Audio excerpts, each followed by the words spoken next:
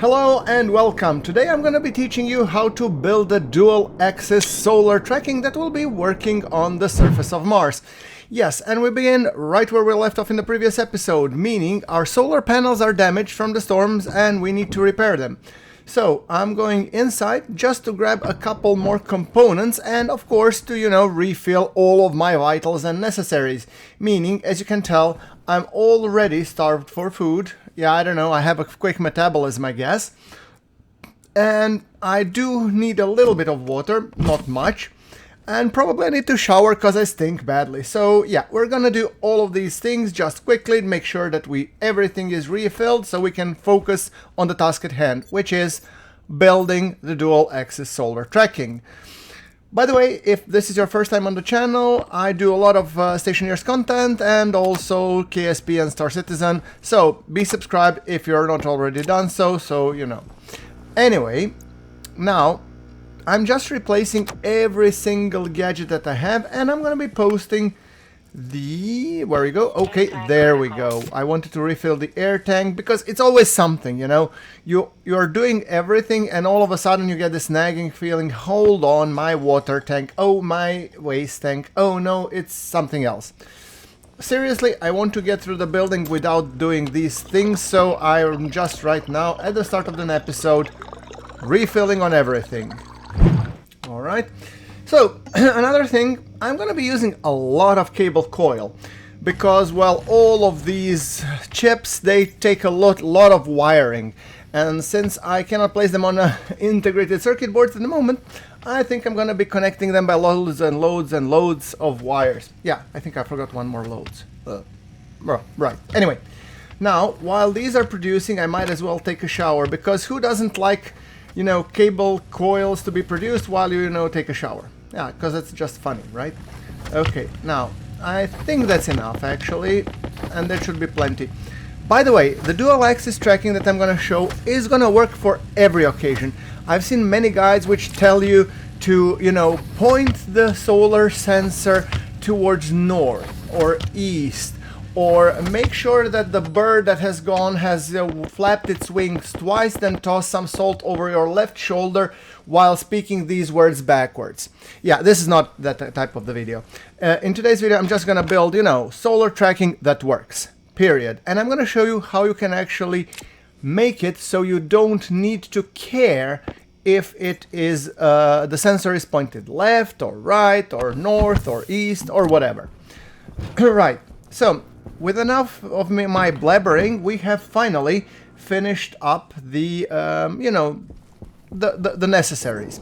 So now we're gonna go up and we need to, first things first, we need to make sure that we have the solar panels. Yes, there we go. Okay.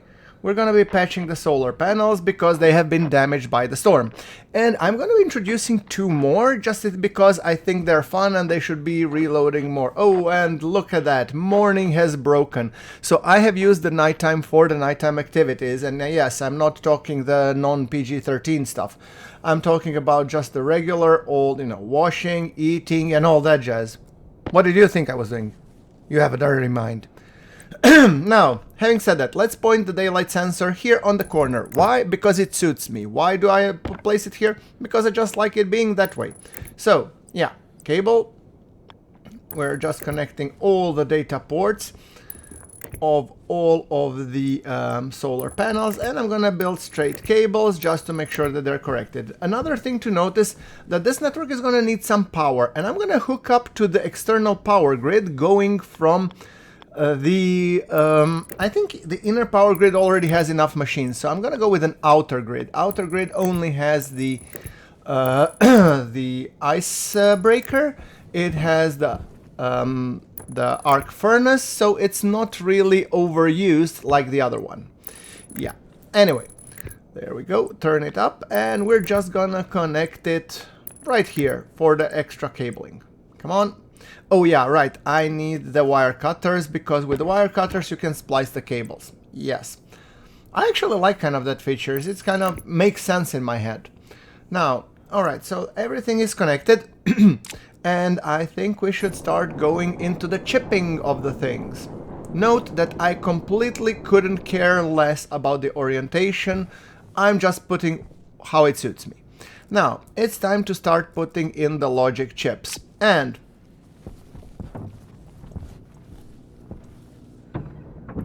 yeah, before I do that, I realized I'm missing 2 extra logic chips. I need 2 extra I/O, which is logic chip input output. So yeah, let's go logic I/O, kit logic I/O. Let's press 2 of them. There we go, beautiful. So when the 2 of them are pressed, I will show you why I need 2, because we're gonna make 2 dual axes, and I'm gonna make it so it's kind of independent, which means per each axis, which is horizontal or vertical, I need logic reader to read the state of the data of the solar sensor. I need the math unit to calculate things. I need the memory to subtract or add to it. And I need a batch writer to print it out, meaning I need 2 math units, 2 memory units, and 4 logic chips.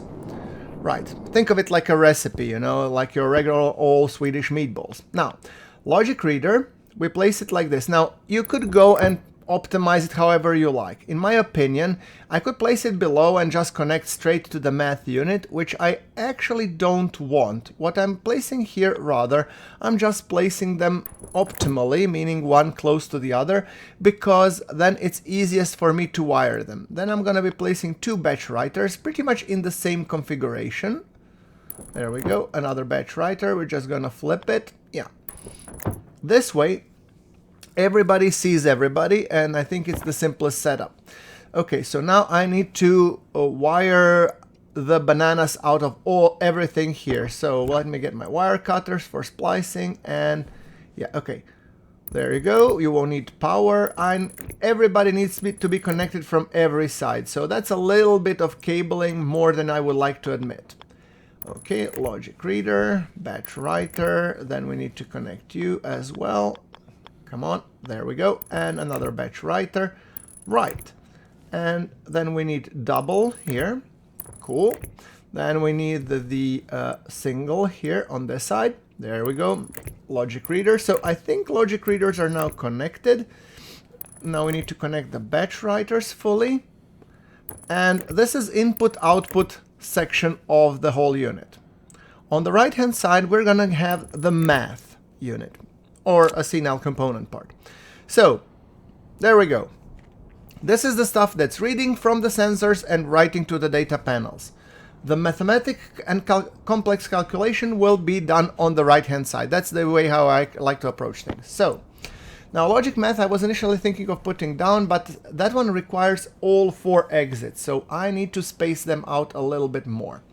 So 1 math unit we're going to be placing over here, and another one we're going to be placing just below. Oh, no, we need an extra space, and I'm going to flip it like backwards, and I'm going to explain why. Because I'm going to be using memory units to provide the values, and in one case I need to have the memory unit as the first input, which is the bottom one, and in one I need to use memory input as the second argument, or it actually doesn't matter. So yeah, so that's the reasoning that I'm planning to use. Now, having said that, I need to connect the memory, hold on. Yeah, there's the memory. I'm going to be placing that one just right there. Now, in the case of this math units, I'm not going to connect those with a single wire. Why? Because they're only providing the variable. And now I'm just building the cable junction, which I need to connect to everything else. So cable junction, and I'm trying to go with minimum cables because I've already spent an entire network of cableage while trying to do all important things. So here we go. I need cableage here as well. Did I connect everything? No, this one needs a straight wire. Got it. Cool. Connected. See? That's the way how I optimize my logic chips. Alright, I'm pretty sure that a lot of you are going to come with a lot of better ways to connect them, and yeah, I'm aware, I just don't care. Now, logic reader, we're going to be putting logic reader, which will be reading the vertical. So you're going to be reading the vertical value of the daylight sensor. You will be, again, logic reader, horizontal. You will be reading the horizontal value of the... Now the batch writer, you're going to be batch writing the vertical value, and you're going to be writing the batch writer horizontal value. Perfect. See? That wasn't too difficult. Now the math unit, you're going to be the logic math, so I'm going to call you like math. And you're going to be a vertical, hold on, you're going to be called math horizontal. And I think I just made a mistake, hold on. Yeah, I'll probably need to rename those. But anyway, let's go with the vertical flow, just for the purposes. So now we want to be cycling this with a screwdriver to daylight sensor. We're reading the daylight sensor, and we need to read the vertical value. Right, and that's 61 degrees-ish. Alright, now we need to put that as an input to the math units, and I just realized my mistake. So I need to rename these. Right, so I'm actually gonna be renaming this to vertical 2 because the real vertical was gonna be this down one. And hold on, did I just again call it horizontal? No, you're supposed to be math unit vertical. And I'm gonna briefly show you why. So the other one is math unit horizontal, because the first argument, the first variable, it has to come from the memory, because here we're doing subtraction. So we're gonna have 90 minus the value that I'm getting from the solar sensor, and that's what I'm putting. So we're gonna put it logic reader vertical, and then subtracting from the value. And we're gonna put the batch writer. So batch writer was gonna read the math unit for vertical, and it's gonna be putting it to all of the solar panels, dual, and it's gonna be printing to the vertical value. So once we turn it on, you can see that this angle is being raised willy-nilly. Now, is the angle being corrected? No. Right now, because I need to enter the value. And if I click with this one, oh, I actually am changing the name. Okay, so this is gonna be called memory vertical. And if you press on one of the screws here, then you're setting the value, and this has to be 90. So the correct value that has to be 90 minus, using the math unit, the second variable is gonna be the angle of the daylight sensor. As you can tell now, the solar panels are correctly placed when it comes to their vertical alignment. Horizontal alignment is still shit, but that's something we have to fix in the later stage. So now we're gonna be setting the horizontal, everything except the value of the memory. So for the horizontal one, you need to experiment a little bit, and that's because it differs because how you have placed the daylight sensor. It depends in which angle on. Is it pointing north, south, and whatever. So here we're just reading in the value in the logic reader. We are reading the value from the vertical. Then in the math unit, we're going to be cycling to the logic reader horizontal addition with the value of the memory. And here we're going to input then the fixed value in the memory chip. Right. Okay. And this one we're going to be calling memory horizontal. I mean, we don't need to call them that way because they're only storing one value. So you could call the bottom one, like, I don't know, 90 and the top 180. It doesn't matter. But the idea is that on the top calculation for the horizontal, we are putting the value of the solar reader plus the fixed value of the memory. So right now I don't know what that value is because it's not daylight. So what I'm going to do, I'm just going to set everything up. So you, batch writer, are going to be reading the math unit for the horizontal. Where are you? Math unit horizontal. I've just passed it, didn't I? This is the math unit horizontal. Yeah, that one. Okay, so cycle to the math unit horizontal. Cool. And you're going to be writing that out to all of the solar panel dual, correct, and the value horizontal. We turn it on, and right now the solar panel are going to start hallucinating because we haven't set yet the value of the memory chip. So it's going to be daylight sensor plus something. And it's going to be either plus 0 or plus 90, plus 180 or plus 270. That's something we'll figure out the moment the daylight breaks. And setting that value is going to be setting the solar panels to be correctly aligned, and everything will be working and everything will be right with the world. Yes, we're going to sing songs and play Kumbaya and whatnot. Now, speaking of that, I'm going to be preparing my cableage for 2 additional solar panels because, well, we can. And I'm really eager to replace these old ones that are just down there. They have been good to me so far, but they need to go. Now, here we're gonna be plugging 2 extra, and later on we might even encase the solar panels so that the storm doesn't affect them anymore. Alternatively, we could just be building the armored solar panels, but we're gonna do that once we have better, alloys. I need to be learning how to make solder, Constantan, Invar, Electrum, and then more even advanced tier of alloys, which I'm nowhere near at the moment. I only did it once ever, so yeah, it's gonna be interesting. Now let's place the cable junction. We need 2 junctions. One is here and another one is further out, and this is the reason why I plan to be building 2 additional solar panels. Right, so here you go, an additional junction. There we go. So then 4 solar panels should be more than enough to supply us for quite a long time. After we're done with that, we're going to go with the production, and after that we're going to have to go and into the food production because I feel I'm going to starve. Yeah, there's that as well. We're going to be growing potatoes within the confines of the next 1 or 2 episodes, I guess. So, okay, our furnace is still full of, gases that, I don't know, pig farts mostly. Now, let's go and see what can we place. We're gonna just let it vent out, and I'm thinking I'm probably gonna go in and I'm gonna make sure that I go and do the mining. So before we go, I need to mine a little bit more copper. We are at the end of the copper, and we need to basically get a little bit more iron, gold, and all that stuff. Yeah, what can I tell you? Okay, hold on. Let's place this one here. While I'm actually here, I might as well shower, because, well, soon enough I'm guessing that hygiene is gonna become a problem. I've been cooped up in this spacesuit for far too long. Yeah, I don't need to tell you what spacesuit does to you if you're just constantly in it. Okay, and that's even before we started growing beans. Now, we need to take the uniform out, we need to take the belt out, there we go. Now let's hit the shower.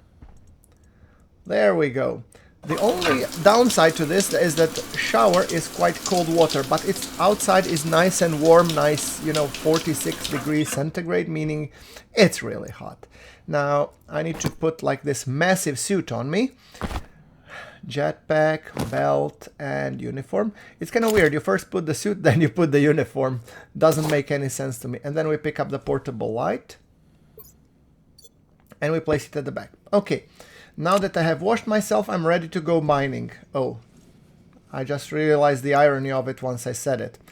Yeah, okay. And I think the water pressure is quite low in these tanks. Yeah, okay. That's something that I'm probably gonna need to improve upon. Right, okay, time to go mining.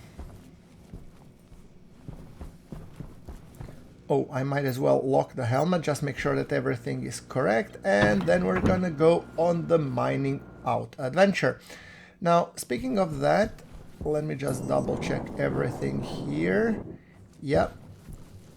Everything is being read. The solar panels are hallucinating. They're using artificial intelligence. No, at the moment they're just using natural stupidity. Never mind. Now, yeah, I might as well take a picture because if I decided to post this for the screenshot of the episode. All right, time to go mining. So, my first objective is to get, what's the bearing? The bearing is 321. Just in case I won't be able to see the base, I always prefer to know what rough bearing do I need to go to make sure that I can see my base. Right, and I usually don't like to go out at night because you cannot see anything, but right now I would like to first light use to just make sure that I can align the solar panels. What do we have here? Iron. Okay, I might as well some iron. We do have iron, so it's not really that big of a deal, but another stack of iron might be actually helpful. Oh, there's some iron. There we go. And just one stack of iron and I'll be happy. There we go. Okay. We're gonna go out. Then I've decided to mine a little bit of the copper. Copper, I'm gonna go with almost 2 stacks, and the gold, I'm gonna take some more. I have cut this video for the sake of you guys keeping your sanity, because you don't really need to see me doing everything. And now that I've mined, I'm just gonna go put briefly these components outwards, which would allow me to mine some nickel, which we haven't mined yet. Nickel is a rarer component. Nickel, lead, and I think a few more. We're just gonna be chucking them inside. There we go. Making sure that we align all the necessary parts. So we're gonna drag gold, stack it. There we go. I like to go, when I go on a mining trips, I usually like to stack my minerals, make sure that I have everything, because later on when I start building, I don't want to be thinking, do I have the necessary ores? No, I have them. I just need to smelt them. Right, okay. There we go, putting everything inside, even the silicone. Yes, that one too. I'm not gonna put the gases because they're gonna evaporate, so let's close this. And now we're gonna be doing what I promised in the first place, which is setting up the angle of the solar panel. See how my solar panels are so hallucinating? Now I need to take this value and I just click it here, and let's now experiment. We're gonna go with 90. So if we can rotate them by 90 degrees, they're gonna be rotating, okay, they're rotating clockwise in the exact opposite direction. So I think they're perpendicular, so I think it's like 90 degrees. So maybe I need to put 180 degrees. And I think then it's gonna be perfect. Let's see. Yep. Ladies and gentlemen, I think we have a winner. Now, if I just go here, efficiency 99%. Now we're talking, health 100%. Beautiful. And that, ladies and gentlemen, is how you create a solar panel tracking.